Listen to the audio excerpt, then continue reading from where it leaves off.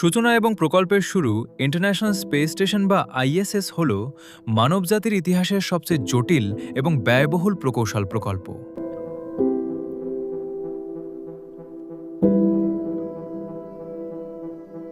এটি কোনো একটি দেশ নয়, বরং 5টি প্রধান মহাকাশ সংস্থার সম্মিলিত প্রচেষ্টার ফল। এর নির্মাণ কাজ শুরু হয় 1998 সালে। প্রথম মডিউলটির নাম ছিল জারিয়া, যা রাশিয়া থেকে মহাকাশে পাঠানো হয়েছিল। এর ঠিক 2 সপ্তাহ পরে মার্কিন যুক্তরাষ্ট্র পাঠায় ইউনিটি নামক নোটটি। এই দুটি অংশকে মহাকাশে হাতে কলমে জোড়া দেওয়া হয়েছিল। এই প্রথম ধাপটিই ছিল পৃথিবীর কক্ষপথে একটি বিশাল গবেষণাগার তৈরির সূচনা লগ্ন। মহাকাশে নির্মাণের চ্যালেঞ্জ আইএসএস কিন্তু পৃথিবীতে তৈরি করে মহাকাশে পাঠানো হয়নি, বরং এর প্রতিটি অংশ বা মডিউল আলাদাভাবে রকেট বা স্পেস শাটলের মাধ্যমে মহাকাশে পাঠানো হয়েছিল। মহাকাশচারীরা স্পেস ওয়াক বা মহাকাশে হেঁটে এই অংশগুলোকে একে অপরের সাথে জোড়া দিয়েছেন। ভাবুন একবার, ঘন্টায় 17,500 মাইল বেগে ছুটন্ত একটি স্টেশনে এই বিশাল অংশগুলো নিখুঁতভাবে ফিট করা কতটা কঠিন ছিল।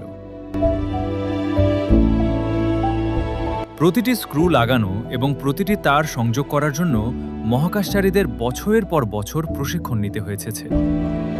জেনারেটর এবং সোলার প্যানেল, একটি ফুটবল মাঠের সমান বড় এই স্টেশনটি চালানোর জন্য প্রচুর বিদ্যুৎ প্রয়োজন।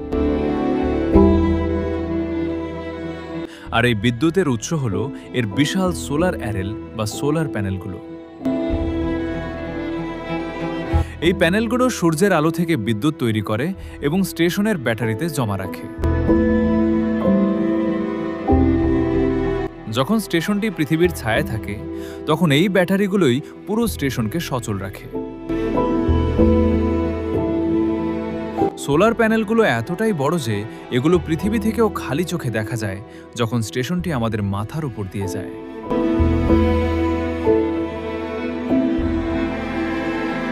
জীবনধারণের ব্যবস্থা ও গবেষণা, স্টেশনের ভেতরে মহাকাশচারীরা কিভাবে বেঁচে থাকেন।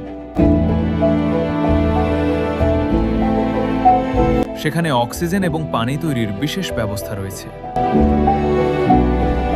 এমনকি মহাকাশচারীদের ব্যবহৃত পানি বা ঘাম ফিল্টার করে আবার খাওয়ার উপযোগী করে তোলা হয়। স্টেশনের ভেতরে পৃথিবীর মতো মাধ্যাকর্ষণ শক্তি নেই, তাই সেখানে সবকিছু ভাসতে থাকে।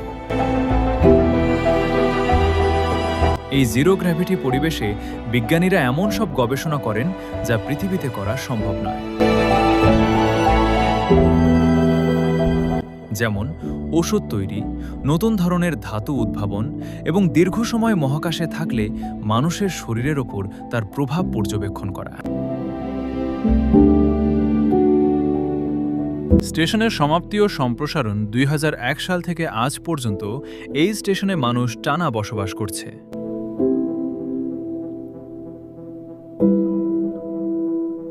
দুই সালে এর মূল নির্মাণ কাজ শেষ হলেও এর আধুনিকায়ন এখনও চলছে।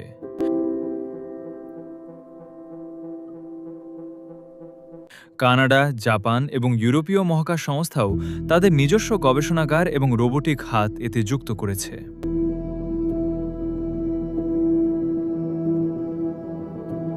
কানাডার তৈরি ক্যানাডার্ম-2 নামক রোবোটিক হাতটি স্টেশন রক্ষণাবেক্ষণে এবং নতুন মালামাল গ্রহণে অত্যন্ত গুরুত্বপূর্ণ ভূমিকা পালন করে।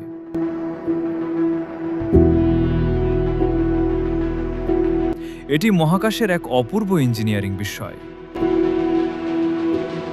উপসংহার এবং YouTube metadata international space station আমাদের শিখিয়েছে যে মানবজাতি যদি ঐক্যবদ্ধ হয়, তবে তারা অসম্ভবকে জয় করতে পারে।